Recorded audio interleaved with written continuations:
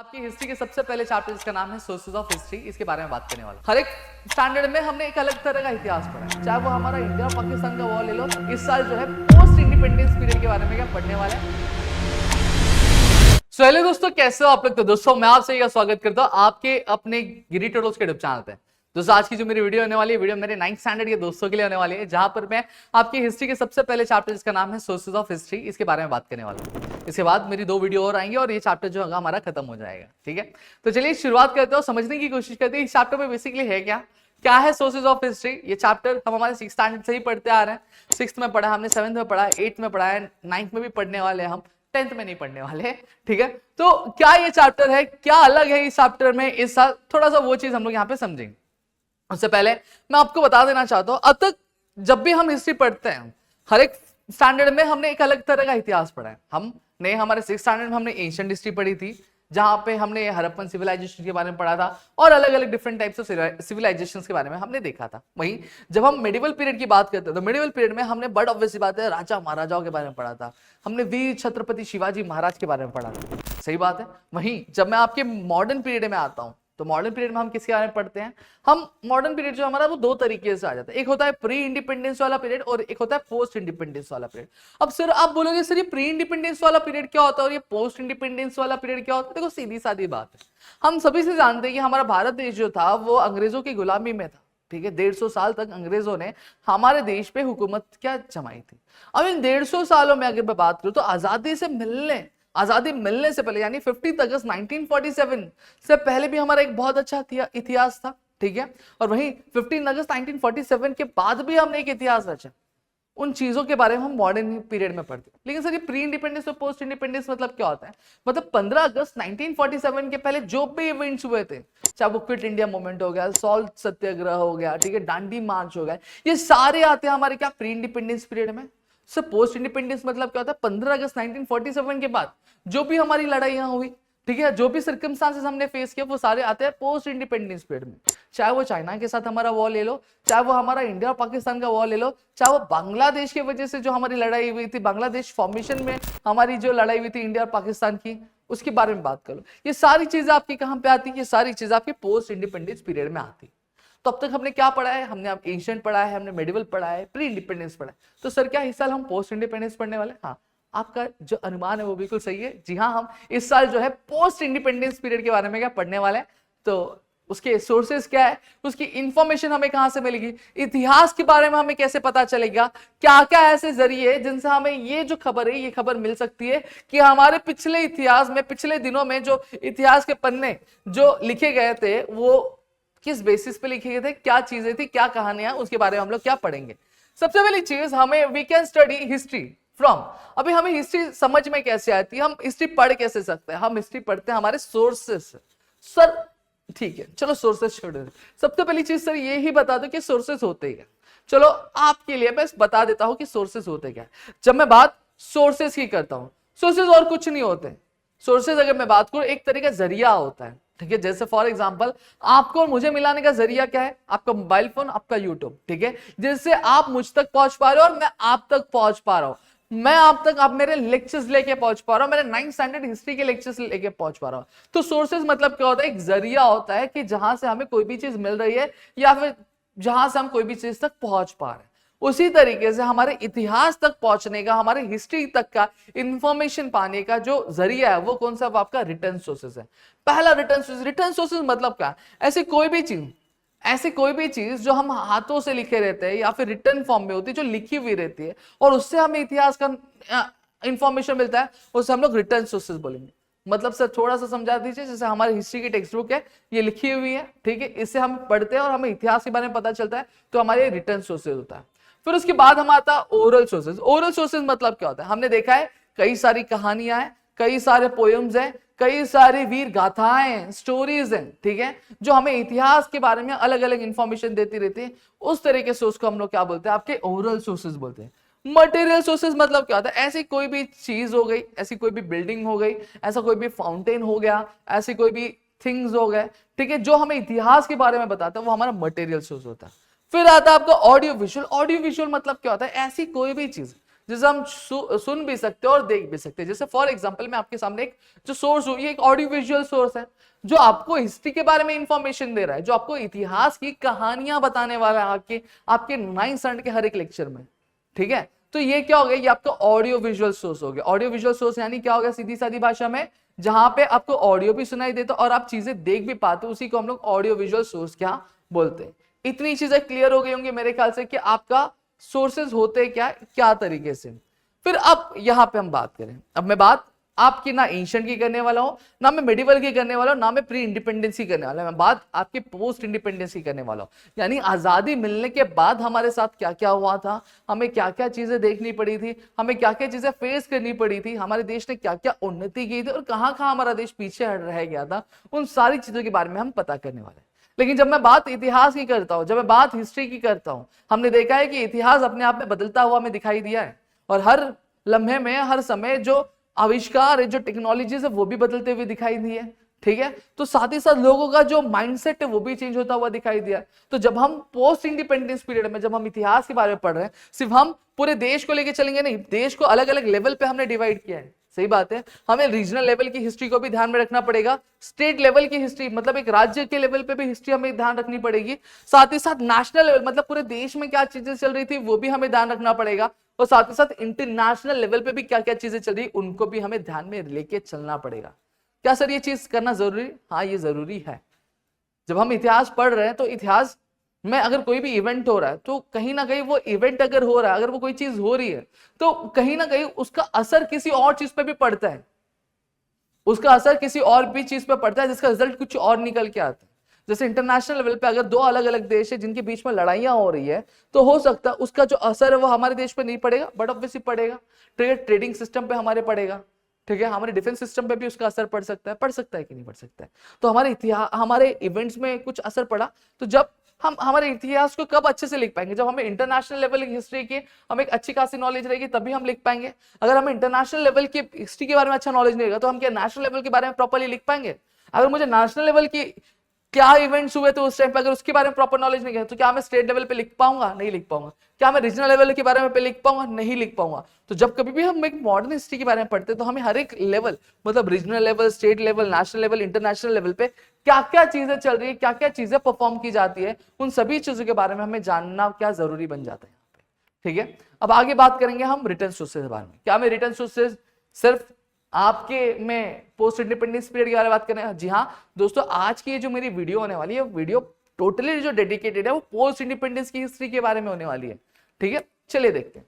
सबसे पहली चीज, अब रिटर्न सोर्सेज सिर्फ एक सेंस, एक नाम है, लेकिन उसमें भी हमें कई अलग अलग चीजें मिल जाती है। जैसे हमारा न्यूज़पेपर मिल जाता है। न्यूज़पेपर मतलब क्या होता है? डेली का अखबार, जहां पे हमें इतिहास के बारे में पता चले। इतिहास के बारे में डेली अखबार से नहीं पता चलता है।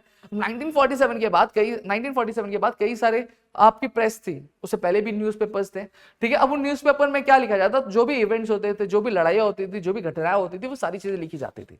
अब मान लो मुझे बात करनी है आपके 1960s की, जब इंडिया और चाइना की लड़ाई हुई थी। अब इंडिया और चाइना की लड़ाई हुई थी वो मकमुल लाइन पे हुई थी। ठीक है, अब उस लड़ाई में क्या क्या हुआ था, किस तरह की घटनाएं हुई थी, कितने सोल्जर्स मारे गए थे हमारे, उनके कितने सोल्जर्स मारे गए थे, कितने दिन ये लड़ाई चली थी, क्या क्या आर्म्स एंड एमिनेशन यूज किए गए थे, कितने फेज में ये लड़ाई चली थी, ये सारी चीजें मुझे जाननी है। ये सारी चीजें मुझे अगर जाननी होगी पर्टिकुलर डे में क्या क्या चीजें हुई थी तो मुझे कैसे पता चलेगा? बट ऑब्वियसली बात, अगर वो इवेंट उस टाइम पे हुआ था तो उस इवेंट के बारे में अखबार में तो कोई ना कोई खबर आई होगी ना। तो जब मैं अखबार उठाऊंगा उस समय का तो क्या मुझे इंफॉर्मेशन मिलेगी? हाँ मिलेगी। तो न्यूज़पेपर एक इंपॉर्टेंट सोर्स हो जाएगा। फिर आता है हमारा क्या, डायरीज। डायरीज क्या होता है? जैसे फॉर एग्जांपल मुझे अब मैं एक नॉर्मल इंसान हूं, मैं आज के टाइम पर जिंदा नहीं, मैं इतिहास का एक बहुत ही नामचीन चेहरा था। ठीक है, नामचीन इंसान था एक एग्जाम्पल के तौर पर। अब एक हिस्टोरियन आता है, उसे मेरे बारे में जानना है, उसको मेरे बारे में कैसे पता चलेगा? जहां मैं रहता था, जहां पे मेरी डायनेस्टी थी, ठीक है, वहां के लोगों से पता चलेगा कि उनके जो पूर्वजों ने उनको बताया हुआ, उससे वो थोड़ी सी इंफॉर्मेशन कलेक्ट करेगा। अब उसे यह पता चलता है कि जो ओमकार है, ये ओमकार अपनी डायरी लिखा करता था, वो डायरी उसके हाथ में लग गई। अब जब मैं अपनी डायरी में कोई भी चीज लिखूंगा, बट ऑब्वियसली बात है मैं डायरी में बहुत ही साफ सुथरे तरीके से और क्लियर तरीके से लिखूंगा। कुछ भी मैं गलत बातें लिखूंगा क्या? कुछ भी मैं गलत चीजें लिखूंगा अपने बारे में? नहीं, मेरी जो चीजें है, जो मेरी भावना है, जो मेरी फीलिंग्स है, ठीक है, जो मैंने सही किया होगा वो लिखूंगा, जो मैंने गलत किया था वो लिखूंगा, जो मेरा ओपिनियन होगा वो सारी चीजें मैं बिना किसी जजमेंट के मैं वहां पे लिखता जाऊंगा। हाँ या ना? हाँ सर, बिल्कुल सही कह रहा हूँ। ठीक है। तो यहाँ पे मुझे क्या मिल जाती है, डायरी। तो जब डायरी एक हिस्टोरियन के सामने लगी तो उसको मेरा पर्सपेक्टिव पता चलेगा, मेरे चरित्र मतलब मेरे कैरेक्टर के बारे में पता चलेगा, मेरे नेचर के बारे में पता चलेगा, तो क्या वो इतिहास को और अच्छे से लिख सकता है? हाँ, इतिहास को अच्छे से लिख सकता है। फिर क्या आता है इंसाइक्लोपीडिया। इंसाइक्लोपीडिया क्या होता है? हमने देखा है साइंस की इंसाइक्लोपीडिया होती है जहाँ पे साइंस के अलग अलग टर्मिनोलॉजीज होते हैं। उसी तरीके से आपकी हिस्ट्री की भी इंसाइक्लोपीडिया होती है, जो एक इंडिपेंडेंस की हो गई, प्री इंडिपेंडेंस की हो गई, पोस्ट इंडिपेंडेंस, जो हमें इतिहास के बारे में अच्छे से नॉलेज देती है। आज तो इमेजेस वाली इंसाइक्लोपीडिया आ गई जो बहुत ज्यादा इंटरेस्टिंग है, तो हमें वो मिल जाता है। फिर आता है पोस्टेज स्टैम्प। इसके बारे में तो हम एक पूरा टॉपिक है हमारा, हम पढ़ेंगे थोड़ी देर में। तो पोस्टेज स्टैम्प क्या होता है? पोस्टेज स्टैम्प की जब मैं बात करूं तो एक तरह का एक टिकट होता है जो हमें क्या देता है, हमें इंफॉर्मेशन देता है। वो हमें डायरेक्टली इंफॉर्मेशन देता है, उसका इंफॉर्मेशन पाने के लिए हमें एक हिस्टोरियन के पास जाना पड़ेगा, उतनी नॉलेज हमें होनी चाहिए तभी वो देगा।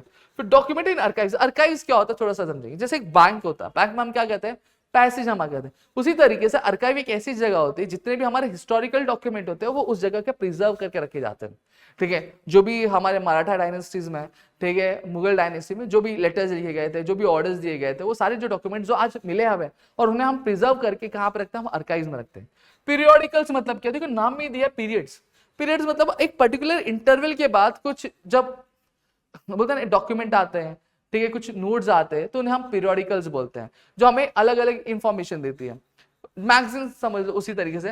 रेफरेंस बुक मतलब क्या होता है? जैसे इंडियन इंडिपेंडेंस के बारे में एक कोई किताब लिखी होगी, मुझे इंडियन इंडिपेंडेंस के बारे में चीजें बतानी है लोगों को, तो मैं क्या करूँ, वो किताब खोलूंगा, तो उस बुक का मैं रेफर ले रहा हूँ, उसी को रेफरेंस बुक बोलेंगे। करस्पॉन्डेंस मतलब क्या होता है? लेटर्स होता है। आपने 8th स्टैंडर्ड में हिंदी में एक चैप्टर पढ़ा होगा, खेती में आई तब्दीलियां, जहां पे जवाहरलाल नेहरू जी ने अपनी सुपुत्री इंदिरा गांधी जी को यह पत्र क्या लिखा था। अब वो मुझे कैसे पता चला कि वो जवाहरलाल नेहरू जी ने अपनी सुपुत्री इंदिरा गांधी जी को ये लेटर लिखा था? मुझे कैसे पता है? मुझे पता है वो लेटर जब मिला होगा तभी पता चला होगा, ठीक है। क्या बात हुई थी, कैसे पता चला? उस लेटर के माध्यम से ही पता चला। तो हमें ये समझ में आता है कि एक बाप और एक बेटी का क्या रिश्ता था वो उनके बीच में, वो किस तरह का रिलेशन शेयर करते हैं, उसके बारे में। फिर गवर्नमेंट गैजेट क्या होता है? गवर्नमेंट के जो डॉक्यूमेंट्स होते हैं उन्हें हम गवर्नमेंट गैजेट कहते हैं, जो उस टाइम पे जो भी ऑर्डर्स पास किए थे, जो भी इंफॉर्मेशन पास की गई थी, क्या ऑर्डर्स थे, क्या इंफॉर्मेशन थी, ये सारी चीजें हमें गवर्नमेंट गैजेट से पता चलती है। अब बात करेंगे हम न्यूज़पेपर की। बात करें न्यूज़पेपर की, अगर मैं बात करता हूं तो न्यूज़पेपर एक बहुत ही इंपॉर्टेंट सोर्स माना जाता है। क्यों माना जाता है? एक प्रिंट पोस्ट इंडिपेंडेंस में इसलिए कहना चाहूंगा क्योंकि देखो हमारे देश में 4 स्तंभ होते हैं, 3 पिलर्स हम मानते हैं। लेजिस्लेचर होता है जहां पार्लियामेंट हमारा हो गया जो कानून बनाता है, एग्जीक्यूटिव हमारे पीएमओ हो गए और हमारे काउंसिल ऑफ मिनिस्टर जो उस कानून को क्या कहते हैं, एग्जीक्यूट करते हैं, और वहीं जुडिशरी हो गया जो ये ध्यान रखता है कि जो लेजिस्लेचर और एग्जीक्यूटिव जब कानून बना रहे तो किसी भी तरीके से जो हमारे इंडियन सिटीजन है उनका राइट जो है वो वॉइड नहीं होना चाहिए, मतलब कोई भी उनका जो अधिकार है वो छिनना नहीं चाहिए उस वजह से। सही बात है। फिर वहीं पे आता है आपका मीडिया यानी न्यूज़पेपर। जी हाँ, मैं न्यूज़पेपर क्यों कह रहा हूं क्योंकि 1961 के बाद, ठीक है, न्यूज़पेपर एक ऐसी चीज रही है जो बहुत ज्यादा सर्कुलेट में रहती है। आज की डेट में भले ही हम न्यूज़पेपर नहीं पढ़ते, लेकिन उस टाइम पे न्यूज़पेपर एक अकेला डोमिनेटिंग मीडिया था जो लोगों तक इंफॉर्मेशन पहुंचाता था, ठीक है, जो लोगों को बताता था कि ये इवेंट हो रहा है, ये चीजें हो रही है। मीडिया मतलब क्या होता है, थोड़ा वो भी बता दो सर। मीडिया एक प्लूरल फॉर्म है किसका? मीडियम का। मीडियम मतलब क्या होता है? एक सोर्स, एक जरिया, जहां से जिसकी वजह से लोगों तक इंफॉर्मेशन पहुंच रही है। उसी तरीके से उसका जो फॉर्म होता है उसको हम लोग मीडिया बोलते हैं। जब वो मीडियम जो होता है एक पर्टिकुलर पर्सन के लिए, बहुत सारे लोगों के लिए यूज होता है, तो उसको हम लोग मीडिया बोलते हैं, उसी को मीडिया कहा जाता है। तो न्यूज़पेपर एक अकेला 4th पिलर माना जाता था जो गवर्नमेंट की बातें लोगों तक और लोगों की बातें गवर्नमेंट तक क्या रखता था। आज भी न्यूज मीडिया वही करती है, ठीक है, जो हमारी जो आम जनता है, आम जनता की बातें कानून तक पहुंचाती है और कानून की बातें हम तक पहुंचाती है। सही बात है। तो एक तरह का एक मीडिया हो गया, तभी तो कानून बन पाएंगे, तभी तो प्रॉपर्ली एग्जीक्यूट हो पाएंगे, तभी तो जुडिशरी को पता चले कहीं कुछ गलत कानून तो नहीं बन रहा है, कहीं मेरे देश के लोग कहीं हैरास तो नहीं है, कहीं किसी प्रॉब्लम में तो नहीं पड़े। तो ये चीज हमें तभी पता चल पाएगी ना, वरना पता चल पाएगी क्या? नहीं पता चलेगी। समझा? चलो अब आगे बढ़ते हैं। अब आगे की जब मैं बात करता हूं तो हमारा क्या आता है? न्यूज़पेपर आता है। अब न्यूज़पेपर, ऑलरेडी मैंने न्यूज़पेपर के बारे में कई सारी चीजें आपको कह दी। जब न्यूज़पेपर ये आता है तो न्यूज़पेपर एक ऐसा इंफॉर्मेशन होता है जो डेली बेसिस पे आता है, ठीक है। ये जो हमें इंफॉर्मेशन होता है ये हमें अलग अलग इवेंट्स पे देता है, चाहे कोई इवेंट वर्ल्ड लेवल पे चल रहा हो, पॉलिटिक्स का हो, आर्ट्स का हो, स्पोर्ट्स का, या फिर कुछ और। हमने देखा है हाल ही में एक आरसीबी ने अपना जो आईपीएल का पहला मैच जीता था, उसकी खबर हमें देखने मिली थी। कहाँ देखने मिली थी? हमें न्यूज़पेपर में देखने मिली थी। हाँ सर, देखने मिली थी, ठीक है। वहीं पे जो इंटरनेशनल लेवल पे जो लड़ाइयां चल रही है वो हमें कैसे पता चलती है? वो हमें न्यूज़पेपर की वजह से पता चल रहा है। हाल ही में सितारे जमीन पर एक मूवी आई है, ठीक है, वो बहुत अच्छी चल रही है, लोगों को बहुत ज्यादा अच्छी लगी, वो हमें कैसे पता चली? वो हमें किसके, आपके न्यूज़पेपर से पता चली। ठीक है, वहीं पे हमारे किसी अलग स्टेट में कुछ इवेंट्स हो रहे हैं जहां लोगों के बीच में लड़ाइयाँ हो रही है, वो हमें कैसे पता चल? वो हमें न्यूज़पेपर की मदद से पता। तो न्यूज़पेपर हमें हर एक खबर यहाँ पे क्या देता है, साथ ही साथ ये हमें इंफॉर्मेशन देता है आपको डेली लाइफ। आपने न्यूज़पेपर अगर देखा होगा तो यू माइट हैव सीन कि न्यूज़पेपर में हमें हमें एस्ट्रोलॉजी भी पता चलती है। ठीक है, हमें आज का दिन इतना खास क्यों है उसके बारे में कुछ आर्टिकल्स लिखे होते हैं। ठीक है, उसको उस इवेंट को हुए 100 साल हो गए उसके बारे में कुछ लिखा रहता है। ठीक है, तो ये दिन, आज का दिन खास क्यों है इसके बारे में भी पता रहता है। साथ ही साथ कोई इलाज क्या होता है, योग से रिलेटेड, मतलब योगा से रिलेटेड भी कई सारी इंफॉर्मेशन हमें देखने मिलती है। साथ ही साथ कुछ न्यूज़पेपर ऐसे भी जिनके रीजनल एडिशंस भी होते हैं। रीजनल एडिशंस मतलब क्या होता है, जैसे मैं टाइम्स ऑफ इंडिया की बात करता हूँ। टाइम्स ऑफ इंडिया एक ऐसा न्यूज़पेपर है जो इंग्लिश में आता है, ठीक है, जो नेशनल लेवल और इंटरनेशनल लेवल पे चलता है।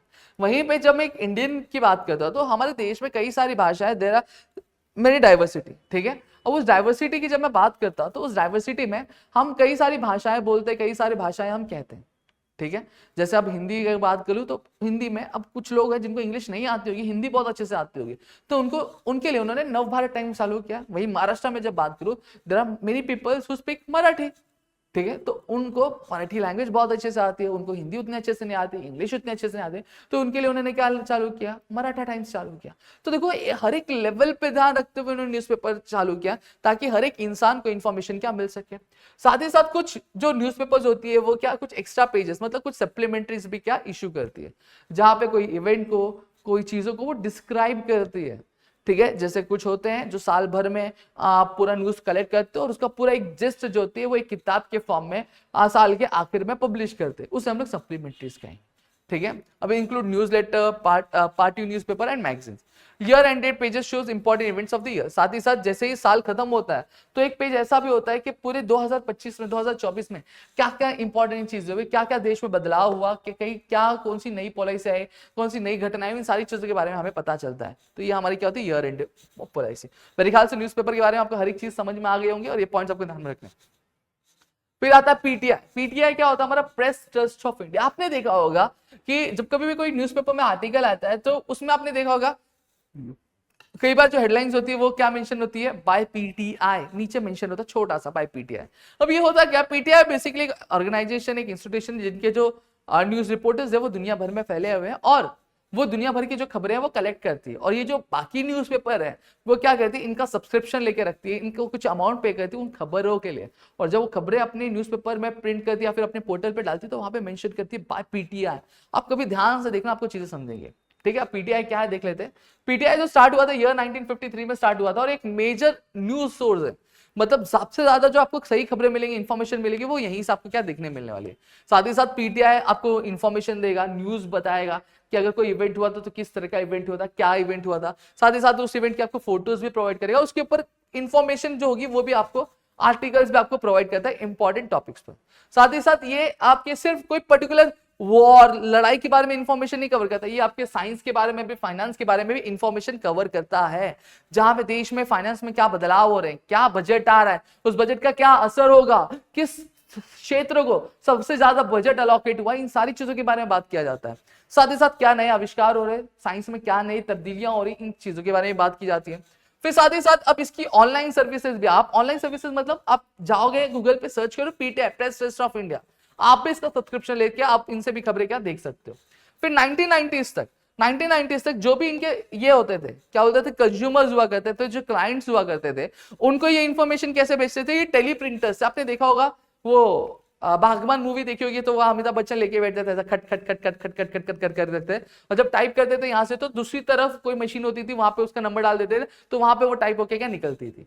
लेकिन यहीं पे मूवीज में आपने ये टेलीप्रिंटर्स देखा होगा। मैं एडिटर को कहूंगा भाई टेलीप्रिंटर की एक वीडियो डाल देना प्लीज, प्लीज रिक्वेस्ट है, ठीक है। लेकिन आज के टाइम पे वो क्या यूज करते हैं, सैटेलाइट ब्रॉडकास्ट, सैटेलाइट की मदद से एक क्लिक पे सभी को इंफॉर्मेशन पहुंच जाती है।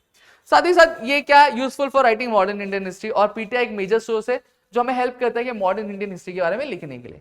नेक्स्ट आता है हमारा पोस्टेज स्टैम्प। पोस्टेज स्टैम्प यार, चलो देखते हैं पोस्टेज स्टैम्प का यूज क्या, थोड़ा सा वो हम लोग थोड़ा सा समझ लेंगे, फिर उसके बाद हम आगे की चीजें बात करेंगे। जब हम पोस्टेज स्टैम्प की बात करते हैं, ये पोस्टेज स्टैम्प है, ये आप जब देख रहे हो आपको कभी नहीं समझ में आएगा कि ये स्टैम्प है क्या। कह रहे क्या है और ये यूज क्यों होते हैं। चलो यूज क्यों होते हैं मैं थोड़ा बता दूं। ये पोस्टेज स्टैम्प देखे, जैसे फॉर एग्जांपल मैं हूं, मुझे मेरा घर है जो नॉर्थ में है, मुझे मेरी माँ की बहुत याद आ रही थी, मेरी माँ गाँव में रहती है, मेरे पास मोबाइल नहीं है, मैं लेटर लिख रहा हूँ, खत लिख रहा हूँ, मैंने खत लिखा, ठीक ठीक है। अब उस खत को पहुंचाने का वहां तक जो दाम है वो 30 रुपया दाम, ठीक है। मैं डाक घर में गया, मैंने स्टैंप लिए, एक 20 रुपए का और एक 10 रुपए का, और मैंने डाकघर के जो ये था क्या बोलते पोस्ट बॉक्स था उसमें मैं डाल दिया। अब डाल दिया, वहां पे जो लेटर आया वो पहुंचा, मेरे गांव पहुंचा, मेरी माँ के पास पहुंचा। जब वो मेरी माँ के पास पहुंचा तो वो लेटर लेके जो आपका क्या था जो पोस्टमैन था वो मेरी माँ के पास पहुंचा। और मेरी माँ से पैसे लेगा कि नहीं लेगा, वो मेरी माँ से पैसे नहीं लेगा। क्यों पता है क्या, कि जो पोस्टेज स्टैम्प पे ये जो मैंने 20 रुपया और जो 10 रुपए की टिकट लगाई, इसका मतलब क्या, इसका मतलब ये है कि वो जो स्टैम्प मुझे कहाँ से मिला होगा, मुझे पोस्टल डिपार्टमेंट से मिला होगा, सही बात है। ये उसे ये इंफॉर्मेशन देता है कि इस लेटर को पहुंचाने का जो खर्चा था, जो एक्सपेंस था, वो ऑलरेडी कंज्यूमर ने क्या पे कर दिया, जो सेंडर है उसने पे कर दिया है। तो पोस्टेज स्टैम्प इस तरीके से यूज हुआ करते थे। अब पोस्टेज स्टैम्प खुद से कुछ नहीं कहते हैं, और अगर हम भी ये देखो, अगर ये वाला पोस्टेज स्टैम्प देख लो या फिर ये वाला स्टैम्प देख लो, आपको कुछ भी इंफॉर्मेशन नहीं मिलेगी, क्योंकि हमें हिस्ट्री की इतनी डीप नॉलेज नहीं है, इतने अच्छे से नॉलेज नहीं है। ये किसको नॉलेज होगी, हिस्टोरियन। हिस्टोरियन कौन होते हैं, बेसिकली कुछ ऐसे लोग होते हैं जिनको हिस्ट्री, जिन्होंने हिस्ट्री बहुत अच्छे से पढ़ी होती है, जिन्होंने हिस्ट्री बहुत डिटेल में पढ़ी होती है, उनको पता होता है, ठीक है। इंडिपेंडेंस के बाद कई सारे स्टैम्प्स में चेंजेस आए, कई सारे अलग अलग तरीके स्टैम्प्स हमें निकलने मिले, उनके साइज में बदलाव देखने मिला, उनकी टॉपिक्स में हमें बदलाव देखने मिला, उनके कलर में हमें चेंजेस देखने मिले। साथ ही साथ पोस्टल डिपार्टमेंट खुद क्या करता है, स्टैंप को प्रिंट करता है, कोई और डिपार्टमेंट प्रिंट करता नहीं है। अब इसमें इंफॉर्मेशन किसकी होती है, लीडर्स की होती है, फ्लावर्स की फोटो होती है, एनिमल्स की फोटोज होती है, बर्ड्स की फोटो होती है, इवेंट्स होते हैं जैसे दांडी मार्च हो गया, सॉल्ट सत्याग्रह हो गया, क्विट इंडिया मूवमेंट हो गया, साइमन गो बैक वाला इशू हो गया, ठीक है। इस तरह के आपके क्या स्टैंप पे फोटो के साथ चिपके होते हैं। साथ ही साथ ये कुछ इवेंट जिनकी सिल्वर जुबली मतलब क्या होता है, जिनको हुए 25 साल हो गए कोई इवेंट को, तो उसके याद में भी क्या ये स्टैंप इशू करते थे। जिनको गोल्डन जुबली हो गई होगी, मतलब 50 साल हो गए, तो उनकी याद में भी ये इन्फॉर्मेशन यूज करते हैं। सेंट्रीज मतलब क्या होता है, जिनको कोई इवेंट को हुए 100 साल हो गए तो उसकी याद में भी। बाई सेंट्री मतलब क्या होता है, 200 साल हो गए, ट्राई सेंट्री मतलब 300 साल, ऐसे ही करते थे, ठीक है। और स्टैम्प्स क्या है, हमारे वैल्यूएबल पार्ट है हमारी हिस्ट्री का, हमारे इतिहास का एक बहुत ही अहम हिस्सा है, जो हमें क्या हमेशा ध्यान रखना चाहिए, जो हमें हमेशा हमारे इतिहास के बारे में याद दिलाता है। हालांकि आज की डेट में स्टैम्प बहुत कम यूज किए जाते हैं, कई सारे लोग शौक रखते हैं स्टैम्प्स को रिलेट करना, बट एज एन सोर्स आज बहुत कम यूज किया जाता है, ठीक है। तो मेरे ख्याल से यहाँ पे आपको चीज समझ में आ गई। Still if you have any doubt please do let me in the comment section. मेरी अगली वीडियो आपको जल्द ही मिल जाएगी, तब तक के लिए घर पे रहो, सुरक्षित, अपना ध्यान रखना दोस्तों, और टेलीग्राम चैनल को ज्वाइन जरूर कर लेना, ठीक है। चलो मिलता है अगली वीडियो में। जय हिंद दोस्तों।